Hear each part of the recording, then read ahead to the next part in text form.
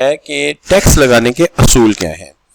तो कहा यह जाता है कि बेसिक्स ऑफ टैक्स, और इसके अंदर कहा जाता है कि कैनन क्या है, यानी असूल क्या है टैक्स लगाने के। तो ये बड़ा पॉपुलर सा टॉपिक है। जब भी कोई बंदा टैक्स पढ़ने आएगा ना, सबसे बेसिक टॉपिक्स में से ये टॉपिक उसे जरूर पढ़ाया जाएगा कि टैक्स लगाने के बुनियादी असूल क्या हैं। अच्छा, इसमें 4 वो असूल हैं जो एडम स्मिथ के हैं और 3 वो हैं जो जर्नलाइज प्रिंसिपल्स हैं टैक्स लगाने के। तो सबसे पहले हम एडम स्मिथ की बात करेंगे, ठीक है ना। एडम स्मिथ को आप जानते होंगे। नहीं, वो वाला एडम स्मिथ नहीं है जो शाहदरा के पास रहते थे, वो कोई और आदमी थे। फिरोज वाला की लाइनों के पास रहते थे, वो कोई और आदमी थे। ये एडम स्मिथ वो है जो जिनकी पहली इकोनॉमिक्स की किताब थी, याद नहीं आपको, एक किताब थी इकोनॉमिक्स की जिसे वेल्थ ऑफ नेशन के नाम से जानते थे लोग, और ये लिखी गई थी जब आप बहुत छोटे थे 1776 में। और इसके अंदर 4 चैप्टर थे जिसके अंदर protection of wealth, distribution of wealth, exchange of wealth वगैरह वगैरह, इस तरह के चैप्टर थे। तो ये वो वाली किताब है, और ये जो किताब है इसके अंदर 4 असूल वाज़ेह किए गए थे कि टैक्स लगाने के बुनियादी असूल क्या है। इसके अंदर सबसे पहला असूल है कैनन ऑफ इक्वालिटी। टैक्स जो है वो सब पे बराबर लगाओ। है बराबर लगाओ, बराबर कैसे लगा सकते हैं टैक्स? कोई अमीर है कोई गरीब है, ये आपने क्या बात कर दी, सब पे बराबर कैसे लग सकता है? तो वो कहता है कि बराबरी का मतलब ये नहीं कि अमाउंट में बराबरी, कुर्बानी में बराबरी। कुर्बानी में बराबरी जैसे इस्लाम में होता है ना कि जैसे मेरे जैसा कोई नॉर्मल सा बंदा है तो अल्लाह ताला कहते हैं ठीक है तेरे पास बकरी के या बकरे के पैसे हैं तो बकरे की कुर्बानी कर दे। आप जैसा कोई अमीर आदमी है तो इस्लाम ये कहता है कि नहीं, चूंकि तुम अमीर आदमी हो तुम ऊंट या गाय कुर्बान करो। तो हर एक का अपना अपना वो जो भी उसकी बसात है उसके मुताबिक है। इसी तरह यहाँ पे कैनन ये बनाया गया है कि जी आप ये करें कि जो ज्यादा आमदनी वाला है, अमीर आदमी है, उस पर रेट ज्यादा लगाएं। यानी उसके पास पैसा ज्यादा है और उसका पैसा उसके पास ऐसा पड़ा है जिसकी यूटिलिटी है ही कोई नहीं। उसका पैसा बैंकों में पड़ा है, उसे याद भी नहीं कहाँ कितना पैसा पड़ा है, ठीक है ना। ऐसे ऐसे अमीर लोग होते हैं, मैंने देखे। एक दिन मैं बैठा 2-3 अमीर लोगों के पास, तो कभी कभी बैठने का इत्तेफाक हो जाता है, तो वो आपस में बातें कर रहे थे। तो एक आदमी कहता है कि यार मैंने ना एक प्लॉट लिया था बहरिया ऑर्चर्ड में, कमर्शियल ब्लॉक में। तो दूसरा आदमी से क्या कहता है हाँ मुझे लगता है मेरा भी एक प्लॉट शायद वहाँ है, हाँ शायद मुझे याद आ रहा है, 1 मिनट में डायरी से देखता हूँ। वो डायरी से देख के आके बताता है कि जी 200, मैं मिसाल दे रहा हूँ, 256 के ये मेरा ब्लॉक है, हाँ 5 मरले का कमर्शियल है, मैंने लिया था। यानी उसे याद भी नहीं है कि उसके कितने प्लॉट हैं। वो एवी यानी बस बैठे बैठे कभी हाँ यार याद आया, हाँ वहाँ हमारा एक प्लॉट है। इतने में लोग होते हैं। अच्छा, और गरीब आदमी बेचारे का जो 2 मरले का घर होता है ना, उसे उसके 1-1 इंच का पता होता है कि मेरे बेड के नीचे क्या चीज पड़ी हुई है, कि वो जो पुप्पो बादाम लाई थी वो फलां बास्केट के नीचे फलां जो है वो जगह पे पड़े हुए, उसको ये पता है कि मेरे बेड के नीचे है, मैंने जो जूते रखे हुए हैं उसमें कलर कौन कौन सा, उसे ये भी याद होगा क्योंकि उस बेचारे की कायनात ही बहुत छोटी सी है, तो उसे हर चीज याद होगी। और जो अमीर आदमी से याद ही नहीं होता। मैं एक दफा एक प्रॉपर्टी डीलर के पास बैठा था, ऐसे ही दोस्त हैं, तो वहां एक बंदा आया और वो पता है कैसे प्लॉट खरीद रहा था कि जनाब आप ऐसा करें कि ये जो आपका D2 ब्लॉक है ना, इसके अंदर मेरा प्लॉट ही कोई नहीं है, हर जगह है। तो वो ऐसे प्लॉट मांग रहा था जैसे हम बचपन में स्टैम्प्स इकट्ठी करते थे ना मुख्तलिफ मुल्कों की, कि मेरे पास स्विट्जरलैंड की है, नीदरलैंड की है, अमेरिका की है, सिंगापुर की कोई नहीं यार, सिंगापुर की 2 कहीं से अरेंज करके दो ताकि मेरा कलेक्शन अच्छा बन जाए। तो वो इस तरह प्लॉट इकट्ठे कर रहा था, अंदाजा गए। तो इतना पैसा लोगों के पास होता है, तो वो कहता है ऐसा करते हैं, ये जो अमीर लोग हैं ना, इनको तो याद भी नहीं इनके प्लॉट कहाँ कहाँ पे और इनका किस किस बैंक में कितना पैसा है, तो इन पे रेट ज्यादा लगा देते हैं। और जो आपके जैसे मॉडरेट लोग हैं, दरमियानी तबके के लोग हैं, उनके ऊपर हम जो रेट लगाते हैं वो कम कर देते हैं, यानी कि ज्यादा इनकम पे ज्यादा रेट और कम इनकम पे कम रेट। और जो मेरे जैसे गरीब लोग हैं इनको माफ कर देते हैं, बेचारे पहले बड़ी मुश्किल से गुजारा कर रहे हैं। अच्छा, तो कहने का मतलब ये हुआ कि जो अमीर लोग हैं उन पे रेट ज्यादा लगाया जाए, गरीब लोगों दरमियाने तबके पे कम और गरीबों को माफ कर दिया जाए। तो इसको कहेंगे कैनन ऑफ इक्वालिटी, के जितना ज्यादा पैसा था उतना ज्यादा उनसे चार्ज किया गया। तो कैनन ऑफ इक्वालिटी ये कहता है कि ability is considered to be a very important canon of taxation. By equality we do not mean that people should pay equal amount by the way of taxes to the government. By equality, यहां से शुरू होती सही बात. By equality is meant equality of कुर्बानी, equality of sacrifice. तो sacrifice बराबर लो, अमीर से ज्यादा लो, गरीब से कम लो. लिहाजा that is people should pay taxes in proportion to their income. अपनी इनकम के proportion से दें. तो इसका दूसरा मतलब है प्रोग्रेसिव टैक्सेस. प्रोग्रेसिव टैक्सेस आगे चल के पढ़ते हैं इसको, लेकिन प्रोग्रेसिव टैक्सेस का मतलब ये है कि अमीर से ज्यादा टैक्स लो, ज्यादा रेट से लो, और गरीब से कम पे लो. तो एक बात ये हो गई. तो ये आई होप कि आपको बात समझ आई होगी. दूसरी बात जो है जिसपे हम बात करें वो है canon of certainty. Canon of certainty ये है कि जो बंदा टैक्स दे रहा है उसे कुछ यकीन दिलाओ. कौन सा यकीन दिलाओ? उसे ये पता होना चाहिए कि कितनी अमाउंट में मुझे टैक्स जमा कराना है, ठीक है जी, upon during the financial year. और उसे पता होना चाहिए टैक्स पेयर को definite certain amount of tax, उसे कितनी अमाउंट कब जमा करानी है. अच्छा, इसका फायदा क्या होगा? फायदा ये होगा कि उसे यकीन से पता है कि मुझे इतना टैक्स जमा कराना है. मिसाल के तौर पे आपको पहले ही पता है कि इस दफा मेरे अब्बू की इनकम जो है तकरीबन कोई 26 लाख रुपए हुई है, या फर्ज कर लीजिए कि कर लेते हैं कि जी 3 मिलियन उन्होंने कमाया है. तो आपको पता ही है कि जी हमें सितंबर में सबमिट करानी है रिपोर्ट और अपनी जो है वो रिटर्न. तो इसके ऊपर हमें 1,25,000 रुपया हुकूमत को देना है. तो आपको पहले ही पता है. अब इसका फायदा क्या है कि आपके अब्बू जो हैं वो सारे साल में थोड़े थोड़े पैसे बचा के रखते रहेंगे कि यार सितंबर में हमने टैक्स देना है. तो उन्हें ज्यादा तकलीफ नहीं होगी और उन्हें पता होगा कि नेशनल बैंक की ब्रांच में जाके यहाँ इस रेट से जमा कराना. तो एक असूल ये है, कुर्बानी बराबर मांगो, अमीर से ज्यादा मांगो, गरीब से थोड़ी मांगो. और दूसरा असूल ये है कि टैक्स देने वाले को पता होना चाहिए किस डेट को टैक्स जमा कराना है, कितना टैक्स जमा कराना है, कहाँ टैक्स जमा कराना है, ताकि उसके जहन में कोई डाउट ना हो, वो पहले से प्लानिंग कर सके. तीसरा इससे मिलता जुलता असूल है और वो है कन्वीनियंस. किसी बंदे से उस वक्त पैसे मत मांगो जब उसकी जेबें खाली हो. वो कहां से देगा टैक्स? टैक्स तब मांगे जब उसके पास आमदनी आई हो, यानी उसके पास पैसा हो. उस वक्त नहीं जब वो पैसा खर्च कर चुका हो. तो एडम स्मिथ साहब कहते हैं कि आपको tax is levied at the time and the manner which is most convenient, जो सहूलत का बाइस बने. फॉर इंस्टेंस, मिसाल दे रहे हैं, हाल दो की मिसाल हमारे माहौल में सही नहीं है. Tax on agriculture land is collected in instalment after a crop is harvested. यानी कहने का मतलब यह है कि टैक्स अगर तुम वसूल कर रहे हो एग्रीकल्चर पे, तो उस वक्त टैक्स मांगो जब उन्होंने फसलें काटी हैं, ताकि उनके पास पैसे आए हो, क्रॉप बेची हो, पैसे हो. और किसी से अगर वैसे टैक्स लेना है तो उस वक्त मांगो जब महीने का आगाज हो. अगर मंथली इंस्टॉलमेंट पे ले रहे हो तो महीने के आगाज में मांग लो. अब महीने के एंड पे अगर बिल आ जाए और वो बिल भी बहुत बड़ा हो तो देना कितना मुश्किल हो जाता है. लेकिन जब सैलरी आई और बिल आ जाए तो बंदा उसके मुताबिक अपने बाकी खर्चात मैनेज कर सकता है. तो लिहाजा जब आमदनी हो तब टैक्स मांगो, और जब आमदनी खर्च हो जाए फिर तो वो टैक्स देंगे कहां से. तो लिहाजा ये ख्याल रखना चाहिए कि जी आप देखते हैं हमारे गांव में अगर टैक्स फर्ज करने लग जाता है एग्रीकल्चर पे, है वैसे तो है नहीं, और बंदे की फसल कटी, उसने जो है बच्चे को मोटरसाइकिल ले दी, अपने घर के खर्चे मैनेज कर दिए, फिर आप कहेंगे लाओ जी पैसे दो टैक्स के, तो देने मुश्किल हो जाएंगे. उसी वक्त मांग लें जब उसके पास पैसे थे, ताकि वो बाकी चीजों को उसके मुताबिक मैनेज कर ले. अच्छा बच्चों, आगे आ गया canon of economy. Canon of economy का मतलब यह है कि आप टैक्स कलेक्ट करने का तरीका सिंपल और आसान रखें, जिसके ऊपर ज्यादा अखराजात ना आए.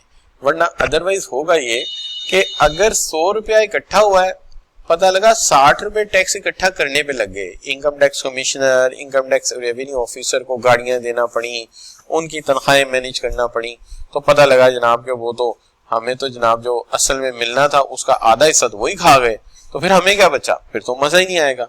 तो कहने का मतलब ये है कि टैक्स जब आप लगाएं तो आप इस चीज का ख्याल रखें कि टैक्स का जो रेवेन्यू है वो खर्चा कम आए और रेवेन्यू ज्यादा इकट्ठा हो जाए।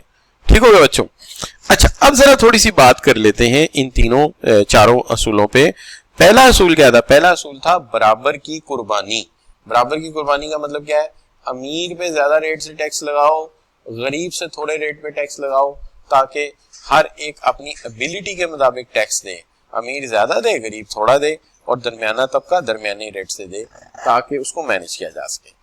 अच्छा, उसके बाद जो है आगे क्या आ गया? Canon of certainty. Canon of certainty का मतलब ये है कि जिस टाइम पे आप टैक्स दे रहे हैं, जिस टाइम पे आपको टैक्स लगाया जा रहा है, वो उस वक्त, सॉरी गलत बोल गया, कि कैनन ऑफ सर्टेनिटी है कि जिस वक्त टैक्स लगाया जा रहा है आपको पता हो किस वक्त जमा कराना है, कितनी अमाउंट में जमा कराना है, ताकि आप पहले से उसकी तैयारी कर सकें।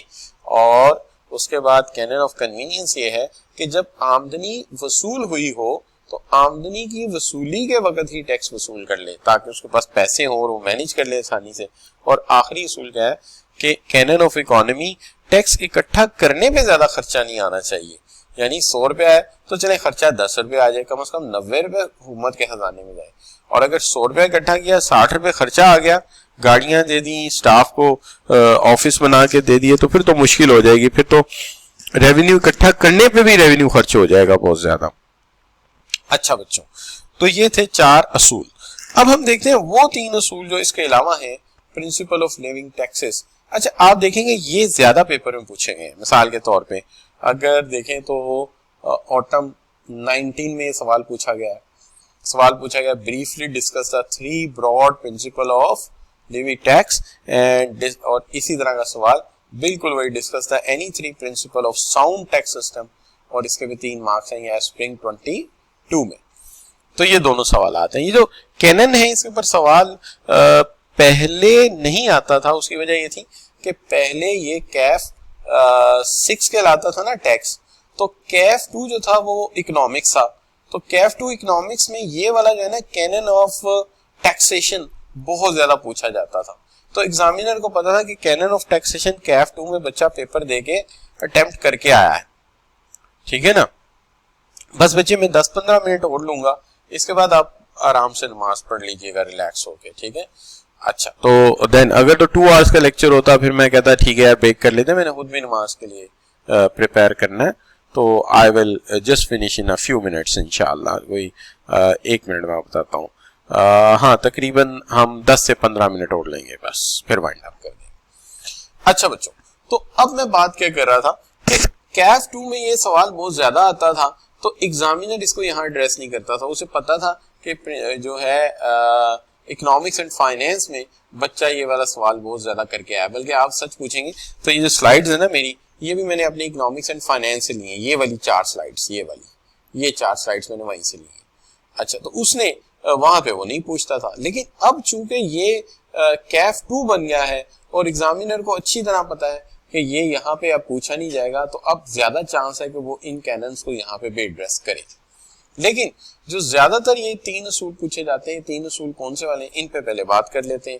ये 3 असूल ये हैं। पहली बात, ये प्रिंसिपल, द बेनिफिट प्रिंसिपल, कहता है this principle holds that individual should tax in a proportion to benefit they receive from the government.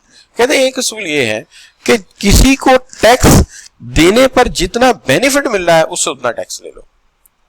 असूलों में ये भी एक असूल है। देखिए, असूल सारे परफेक्ट नहीं होते, लेकिन आप देखिए कि जो इंडस्ट्रीज हैं बड़ी बड़ी, जैसे आप कभी पाकिस्तान रेलवे के थ्रू या पाकिस्तान रेलवे की जो लाइन है रेलवे के थ्रू कराची जा रहे हो, तो आप देखेंगे कि एक फैक्ट्री है, उस फैक्ट्री का बड़ा सा गेट है और उस गेट के अंदर रेलवे की लाइन अंदर जा रही है।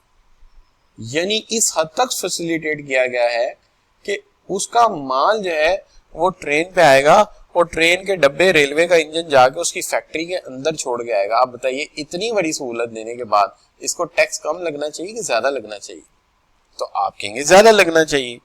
इसी तरह जरा एक दफा देखिए कि मॉडल टाउन में, गुलबर्ग में, डीएचए में, जो मेन डीएचए है, बड़े बड़े घर हैं और उनकी सिक्योरिटी के लिए हुकूमत कितनी पुलिस इस्तेमाल करती है, कितना ज्यादा स्टाफ लगता है।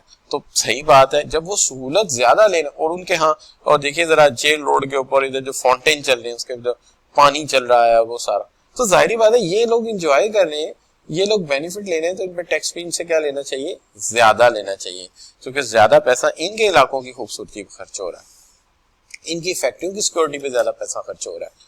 गरीब आदमी की क्या सिक्योरिटी करेंगे आप, ठीक है ना, उस बेचारे को तो वैसे घर में घुसता कोई नहीं है, एक आटे की पेटी है उसमें भी 2-4 किलो आटा पड़ा हुआ और उसके अंदर क्या होना है, तो लिहाजा दिफा तो इनका हो रहा है, तो जब इनका दिफा हो रहा है तो फिर इनसे टैक्स भी क्या लेना चाहिए, ज्यादा लेना चाहिए। तो एक असूल ये है कि जितना जिसको फायदा पहुंच रहा है उससे उतना टैक्स ज्यादा ले। तो आप ये नहीं कर सकते कि एक माड़ा सा बंदा है उसको आके वो तुझे हमने इंडिया से बचाया हुआ है, वरना इंडिया आके सीधा जो है जी अंदरून भाटी गेट के 2 मरले के घर पे हमला कर देगा। भाई वो उस बेचारे के 2 मरले के घर को तो शायद वैसे ही लोग माफ कर दें। असल बात तो ये कि जो अमीर लोग हैं जिनके मफादात का दिफा किया जा रहा है, F-16 इनके लिए रखे गए हैं, JF-17 इनके लिए रखे गए हैं, इनकी इंडस्ट्रियां इनकी फर्म्स को बचाया गया, तो इनसे टैक्स ज्यादा लेना चाहिए। अच्छा जी, अब उसके बाद आ गया एबिलिटी टू पे। ये भी देखना चाहिए कि जिसके पास जितनी एबिलिटी है उतना पे उससे ज्यादा लिया जाइए। अभी हम पढ़ गए हैं ना प्रोग्रेसिव टैक्स, अमीर पे ज्यादा गरीब पे कम। इसका दूसरा नाम क्या है, इक्वालिटी प्रिंसिपल। इक्वालिटी प्रिंसिपल अभी हम पढ़ गए हैं, कैनन ऑफ जो पढ़ गए हैं आप वहां से, ठीक है ना, तो उसकी सब ब्रांच ये है इक्वालिटी प्रिंसिपल। तो ये 3 प्रिंसिपल्स इन्होंने रखे हुए। अच्छा, एक प्रिंसिपल इन्होंने क्या रखा हुआ है, एबिलिटी टू पे, जिसकी जितनी एबिलिटी उससे ज्यादा लो। तो जो हमारा एडम स्मिथ है वो इसे इक्वालिटी प्रिंसिपल कहता है, लेकिन ये इक्वालिटी रेशो के एतबार से है, ये वो वाला नहीं है, ये अलग है। तो इस कानून को उसके साथ मिक्स नहीं कर देना, आल्दो इनकी लैंग्वेज बड़ी आपस में जो है ना वो मुमासलत रखती है, लेकिन यह डेट याद रखना है। पहली बात, जिसको जितना फायदा पहुंच रहा है उससे उतना टैक्स लो, और दूसरी बात क्या है, एबिलिटी टू पे, जो अमीर है जो ज्यादा दे सकता है उससे ज्यादा टैक्स लो, और जो कम दे सकता है उससे कम टैक्स लो, ठीक है। और आगे आ गया इक्वालिटी। इक्वालिटी का मतलब यह है कि बहुत ज्यादा भी टैक्स में डिस्पैरिटी ना करो वरना सिस्टम कॉम्प्लेक्स हो जाएगा। तो कहता है कि क्या होना चाहिए कि there should be wealth and transaction में be tax at a fix percentage, यानी तुम प्रॉपर्टी वगैरह को या ट्रांजैक्शन को एक फिक्स परसेंटेज पे रख लो ताकि उस प्रोपोर्शन के मुताबिक आप टैक्स जो है वो जमा करें, ठीक है ना, तो उस प्रोपोर्शन के मुताबिक करें, ठीक है। अच्छा, एक minute, just let me sound of for a while. कितने बजे निकलना है आप लोगों ने, टाइम बस हो गया हुआ ना आपका, लेकिन ना अभी 3 हेडिंग पड़े हुए, टाइम लग जाएगा, तो फिर आप लोग निकल जाओ। अच्छा बच्चों, तो मैं ये बात कर रहा था कि पहला असूल, जिसको जितना फायदा पहुंच रहा है उससे उतना टैक्स मांगो। दूसरी बात यह है, ज्यादा आमदनी वाले से ज्यादा मांगो, कम आमदनी वाले से कम मांगो, एबिलिटी टू पे। और इक्वालिटी का मतलब यह है कि प्लॉट पे टैक्स लगा हुआ है, प्रॉपर्टी पे टैक्स लगा हुआ, तो बजाय इसके कि इसे अलग-अलग रेट रखो, इसकी कीमत या इसकी वर्थ के मुताबिक कोई फिक्स प्रोपोर्शन रख दो कि जी अच्छा जी, अगर कोई बंदा प्लॉट में से कैपिटल गेन 5 लाख का करता है तो 5 लाख उसने कमाया, तो चलें इससे 5% ले लें, और जिसने 10 लाख कमाया है उससे आप 15% ले लें, तो आप फिक्स परसेंटेज रख दें, प्रोपोर्शन कर दें। या फिर एक काम करें कि पूरे के पूरे प्लॉट का जो कैपिटल गेन है उसमें फिक्स कर देंगे, अच्छा जी जो भी आप गेन करेंगे ना, अगर 1 साल के अंदर अंदर बेचेंगे तो इसका इतने % होगा, ये आगे चल के मैं आपको पढ़ाऊंगा, वहां पे लिखा हुआ है कि कितने गेन पे कितना टैक्स होगा, तो उसका प्रोपोर्शन हमने फिक्स किया हुआ है, इतने प्रोपोर्शन तुम्हें देना पड़ेगा हिस्सा में।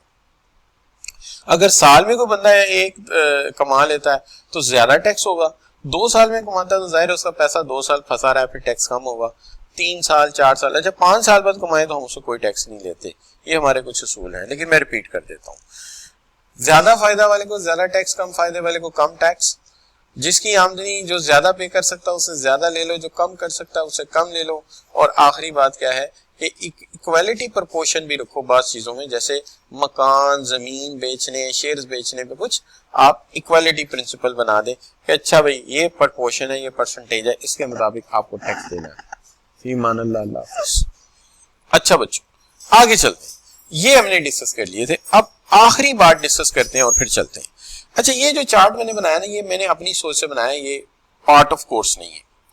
कि टाइप्स ऑफ टैक्सेस को 2 हिस्सों से मैंने देख लिया, 2 तरीकों से देख लिया। एक मैंने देख लिया किस तरीके से तुम टैक्स कलेक्ट करते हो, जो तरीका है उसको फार्मूला कह लीजिए, फार्मूला टैक्स कलेक्ट करने का तरीकाकार। तो एक डायरेक्ट कर दिया, एक इनडायरेक्ट कर दिया। और एक है टैक्स इंप्लीमेंट करने का, नहीं सॉरी फार्मूला इधर आ गया, फार्मूला क्या है तुम्हारा, मेथड क्या है। तो टैक्स जमा करने के तरीके को मैंने कर दिया डायरेक्ट और इनडायरेक्ट टैक्स, और उसको टैक्स लगाने के मेथड या फार्मूले को मैंने कर दिया प्रोग्रेसिव, प्रोपोर्शन और रिग्रेसिव। अच्छा ये कोर्स में ही थे, ये मैंने नहीं बनाए, लेकिन मैंने सिर्फ इसके दो हिस्से बना दिए ताकि आपके जहन में रहे क्या कि टैक्स जिस तरीके से इकट्ठा किया जाएगा, जमा किया जाएगा, वो डायरेक्ट और इनडायरेक्ट होंगे, और टैक्स जिस तरीके से लगाया जाएगा, जिस तरीके से फार्मूला लगाया जाएगा, वो जो है वो प्रोग्रेसिव हो सकता है, प्रोपोर्शन हो सकता है, रिग्रेसिव हो सकता है। ठीक है जी। अच्छा अब फिर एक दफा यार ये तो आपसे पूछ लें कि यहां तक बात समझ आई है, बस मैं अब वाइंड अप करने वाला हूं जी बच्चे। मुबीन जी, साथ जी बच्चे, समझ आई है, बिल्कुल ठीक होगी बात। बाकी बच्चे जी, शाबाश। उबैद, अब्दुल रहमान, ठीक है, क्या कहते हैं, समझ आ रही है, गुड। चलो बस ठीक है, बस ये करते हैं और फिर वाइंड अप, सिर्फ ये करते हैं, इतना सा हिस्सा ये कल कर लेंगे, ये करते हैं इतना सा हिस्सा बस ये वाला। अच्छा तो टैक्स लगाने के तीन तरीके देखते हैं। सबसे पहला तरीका प्रोग्रेसिव टैक्स।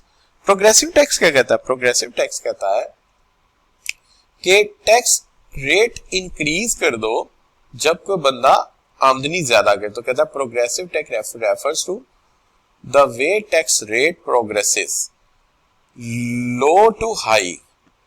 ठीक है जी, क्या तरीका कर क्या है, the tax where lower income entities pay a higher fraction there. ठीक है, कल के काम आ जाएगी हमारी डेफिनेशन, फिलहाल ये याद कर लेते हैं कि जैसे जैसे आमदनी बढ़ेगी हाई इनकम वाले से हाई रेट लेंगे और लो इनकम वाले से लो रेट लेंगे। ये जो कि नेट से ली थी तो ये हमारी नहीं उनकी है कि किसी की इनकम इतनी है तो 10%, इनकम बढ़ी तो 15%, उससे ज्यादा बढ़ी तो 25%, उससे बढ़ी तो 28%। तो जैसे जैसे आमदनी बढ़ती जाएगी परसेंटेज भी बढ़ती जाएगी, तो इसको हम कहते हैं प्रोग्रेसिव टैक्स। अच्छा इसका जिक्र पहले भी कई दफा आ चुका है। आगे चलते हैं, बात आ जाती है रिग्रेसिव टैक्स। अब ये वो डेफिनेशन थी जो पीछे उस स्लाइड में छप गई थी गलती से, अब यहां ले आते हैं इसको। कहते हैं a tax where lower income entities pay a higher fraction of their income than the higher income entities, यानी जिसकी आमदनी लो है उस पे टैक्स रेट ज्यादा, और जिसकी आमदनी हाई है, ठीक है, उस पे टैक्स रेट लो। उलट अमीर से ज्यादा, अमीर से कम, गरीब से ज्यादा। तो रिग्रेसिव टैक्स का होता है, रिग्रेसिव टैक्स होता है where lower income entities pay a higher fraction of their income, यानी गरीब आदमी को ज्यादा टैक्स देना पड़े, तो ये रिग्रेसिव है। ये सबसे ज्यादा डिसलाइक्ड टेस्ट है, सबसे ज्यादा डिसलाइक्ड टैक्स। और सबसे ज्यादा जो लाइक्ड है वो ये वाला है, क्योंकि इसके अंदर अमीर से ज्यादा और गरीब से कम टैक्स लिया जाता है, इसलिए इसको सबसे ज्यादा लाइक किया जाता है और उसको सबसे ज्यादा डिसलाइक किया जाता है। क्यों? क्योंकि गरीब से ज्यादा ले रहा है, अमीर से कम ले रहा है। होना ही चाहिए अमीर से ज्यादा, कि जिसके पास ज्यादा पैसा उस पर ज्यादा टैक्स लो, और गरीब के पास कम है तो उसे कम टैक्स लो। जबकि यहाँ उलट है, गरीब से ज्यादा टैक्स ले रहा है, लो इनकम से रेट ज्यादा ले रहा है, और हाई इनकम से रेट कम ले रहा है, तो ये ज्यादती है। अच्छा बच्चों, तो ये दोनों बातें समझ आई है। मैं जरा बीच में जो एक स्टेटमेंट मिक्स कर दिया था कहीं, तो मैं जरा पूछता हूँ कि आपको ये बात समझ आई है रिग्रेसिव और प्रोग्रेसिव में क्या फर्क है? इख्तिशाम, अब्दुल रहमान, मुबीन, क्या कहते हैं? ठीक हो गई बात, ठीक हो गई बात जी। लेकिन मैं एक बात पे अब बहुत जोर देने वाला हूँ, वो क्या है? ठीक है, सिर्फ मैं अब आपसे सिर्फ कितने मिनट लूंगा? लो जी, तय करके आप 5 मिनट, इससे ऊपर नहीं मैंने लेने। अब 5 मिनट के बाद कोई बात नहीं होगी, लेकिन एक चीज के ऊपर मैं बात करूंगा, ठीक है जी, बड़ी अहम बात है, ठीक है ना। उसके बाद हम वजू करेंगे, भागेंगे मस्जिद की तरफ, 1:30 बजे जमात है। अच्छा, तो सबसे पहली बात यह है कि जनाब बच्चों, सबसे पहली बात यह बच्चों कि रिग्रेसिव टैक्स कैसे होते हैं। अच्छा आप देखें, आप कहेंगे सर रिग्रेसिव टैक्स कहां पे होते, नजर ही नहीं आ रहे। देखिए, कोई भी टैक्स अगर अमाउंट में फिक्स कर देंगे ना आप, अमाउंट में फिक्स, प्रोपोर्शन में नहीं, अमाउंट में फिक्स्ड, पैसों में फिक्स होगा वो रिग्रेसिव होगा, कोई भी टैक्स अमाउंट में फिक्स होगा तो वो रिग्रेसिव होगा। मैं साबित करता हूं। देखिए फर्ज कीजिए ये आपकी गाड़ी है, ठीक है, ये आपकी गाड़ी है, ये गाड़ी है आपकी, लेट से ये गाड़ी है आपकी और ये गाड़ी है फर्ज कर लीजिए ओडी है, ठीक है, और आपने सीए कर लिया है और आपकी आमदनी है, क्यों नहीं कर सकते व्हाट्सएप पे कर दीजिए बेटे, कोई बात नहीं, व्हाट्सएप मेरे सामने पड़ा है, आप बेशक कर दीजिए, कोई मसला नहीं है। अच्छा बच्चे, तो मेरे पास मोबाइल सामने पड़ा है, आप करें बात, मैं देख लेता हूं। अच्छा बच्चों, तो ये जरा बात गौर से सुननी है आपने, बड़ी गौर की बात। तो आपकी आमदनी है महीने की 10 लाख, कितनी बच्चों? 10 लाख, 10 लाख आमदनी है आपकी, और आप जा रहे हैं इस्लामाबाद अपनी गाड़ी लेके जा रहे हैं, 10 लाख और आमदनी है, और आपसे टैक्स लिया कितना जी? 1000 रुपया, 1000 रुपया टैक्स लिया। 1000 रुपया आपकी आमदनी का जो परसेंटेज बनता है वो बनता है .001, यानी परसेंटेज के एतबार से आपसे इतना टैक्स लिया गया। समझ आई बात की? अब उसके साथ सर भी जा रहे हैं, सर बेचारे की छोटी सी गाड़ी है, ये देखिए सर की छोटी सी गाड़ी है, सर भी बेचारे जा रहे हैं अपनी गाड़ी में, ठीक है जी। सर की आमदनी है फर्ज कर लीजिए 50,000, सर की आमदनी है 50,000, ठीक है जी, और सर बेचारे भी पहुंचे इस्लामाबाद आपके साथ, उनसे भी 1000 ले लिया जालिमों ने, 1000 बेचारे सर से ले लिया, 1000 रुपया ले लिया जालिमों ने, और ये बन गया उनकी आमदनी का 2%। बताओ रिग्रेसिव है कि नहीं है? कि कहां सर जैसा गरीब आदमी और कहां आप जैसा सीए करके बाद में बनने वाला अमीर आदमी। नहीं बच्चों, कह रहे अमीर आदमी ऐसे खड़ा होता है ना, अकड़ के जरा, नहीं यूं नहीं खड़ा होता, अमीर आदमी यूं खड़ा होता है, ये ऐसे। सॉरी, मैंने आपकी गाड़ी का जो है वो चेसी उड़ा दी ऊपर से, गलती से जज्बाती हो गए। चले, गरीब अक्सर ऐसा करते हैं जब उनकी बात नहीं बनती। अच्छा बच्चों, तो ये बात समझ आई आपको? को बच्चों बात समझ आई कि नहीं आई? अच्छा, मैं व्हाट्सएप देखता हूँ भाई, व्हाट्सएप देख लेता हूँ भाई, तो 1 मिनट व्हाट्सएप खोल दें। व्हाट्सएप पे सवाल नहीं है तुम्हारा? नहीं आया यार व्हाट्सएप पे सवाल, भेजना है तो भेजो। अच्छा बच्चों, अब बताओ मेरी बात समझ आई है?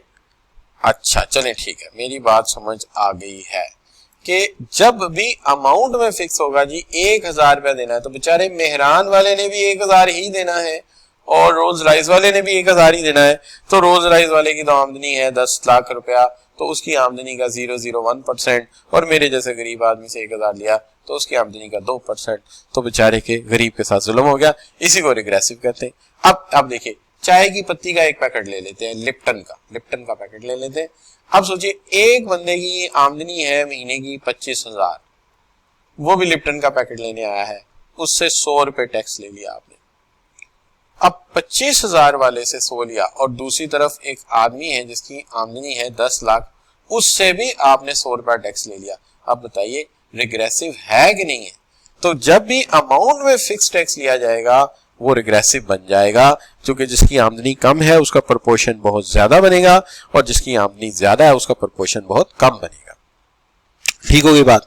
तो प्रोपोर्शनेट टैक्सेस क्या थे, प्रोग्रेसिव टैक्सेस क्या थे? प्रोग्रेसिव टैक्सेस ये थे कि अमीर से ज्यादा गरीब से कम। इससे अच्छी बात क्या है कि अमीर से टैक्स ज्यादा लिया जाए, गरीब से कम लिया जाए, जबकि रिग्रेसिव टैक्सेस डिसलाइक किए जाएंगे क्योंकि ये गरीब से ज्यादा ले रहे हैं, गरीब से रेट ज्यादा है और अमीर से रेट कम है, ये जुल्म है। इसके बाद इससे जरा कम जुल्म है, इसको हम कहते हैं प्रोपोर्शनल टैक्स। प्रोपोर्शनल टैक्स वो होते हैं जहां पे हम फिक्स फ्रैक्शन कर लेते हैं जी, हमें कोई कंसर्न नहीं है, फ्लैट टैक्स है, 5% हम हर एक से लेंगे, अमीर हो या गरीब हो। तो जब आप फ्लैट 5% मांग लेते हो, तो ये प्रोपोर्शनेट टैक्स कहलाता है। ये भी जुल्म ही है, ठीक है ना, कि हमें नहीं पता जिसकी 25,000 इनकम है वो भी 5% देगा, जिसकी 25 लाख इनकम है वो भी 5% ही देगा, तो ये फ्लैट टैक्स कहलाएगा। इसको प्रोपोर्शनेट टैक्स कहते हैं। लेकिन ये वाली लाइन देखेंगे, ये देखिए ये वाली लाइन, तो ये आपको शो करेगी क्या? Regressive tax. ये वाली लाइन देखेंगे रेड वाली, ये कहलाएगी प्रोग्रेसिव। आमदनी बढ़ने पर टैक्स बढ़ता जाएगा, तो ये प्रोग्रेसिव है। जैसे तुम्हारी आमदनी ज्यादा होगी टैक्स का रेट ज्यादा होगा, तो इधर इनकम बढ़ती गई, इधर टैक्स का रेट बढ़ता गया। जबकि रिग्रेसिव में क्या हुआ, रिग्रेसिव में उलट हुआ, जैसे जैसे आमदनी जो है वो घटती गई टैक्स का रेट बढ़ता गया। यानी ये ब्लैक लाइंस को देखिए, आपकी आमदनी घट रही है, टैक्स का रेट ज्यादा होता जा रहा है, तो लिहाजा ये ठीक है प्रोग्रेसिव, आमदनी बढ़े तो टैक्स रेट बढ़े। और जो रिग्रेसिव है ये जुल्म है कि आमदनी का रेट कम होने पर टैक्स रेट ज्यादा और आमदनी के बढ़ने पर टैक्स रेट कम, तो ये रिग्रेसिव है। और अगर एक ही फिक्स प्रोपोर्शन से सबसे टैक्स ले लिया जाए तो ये क्या बन जाएगा, ये बन जाएगा प्रोपोर्शनल टैक्स। ठीक होगा बच्चों? अगर यहां तक बात समझ आई है तो हम लेक्चर को वाइंड अप कर देते हैं, बाकी बातें कल करेंगे। लेकिन ये नहीं कि आप वाइंड अप होने के चक्कर में कहेंगे चलो यार कोई बात नहीं, कोई सवाल है तो जरूर करें और लिखकर मैसेज कर दें। जी मुबीन बेटी, अब्दुल रहमान जी, ठीक हो गया बच्चों जी। बाकी बच्चे जवाद, सादिक, ठीक है, और इख्तिशाम अली, आप भी बताओ बेटा, बात समझ आई है? ठीक है, अब्दुल रहमान, तमाम बच्चे बताएंगे जी। मोहम्मद साद, और ये भी बताएंगे आज का लेक्चर कैसा लगा आपको, ऑनलाइन आना और ऑनलाइन में मेरे पढ़ाने का अंदाज कैसा लगा आपको। क्या मैं इंटरेस्ट गेन कर सका हूं आपका? शाबाश, वेरी गुड, अच्छी बात है। मुझे मेरी तारीफें किया करो, थोड़ा मक्खन भी लगा दिया करो, अच्छी बात है, मैं ज्यादा मोटिवेट होता हूँ। ओके बच्चों, तो ठीक है, फिर कल मुलाकात होती है। चूंकि नमाज में सिर्फ अब मुआहदा टूट जाएगा, 9 मिनट रह गए, तो ओके, सी यू इंशाल्लाह टुमारो। और कल हम कोशिश करेंगे ज्यादा काम करें।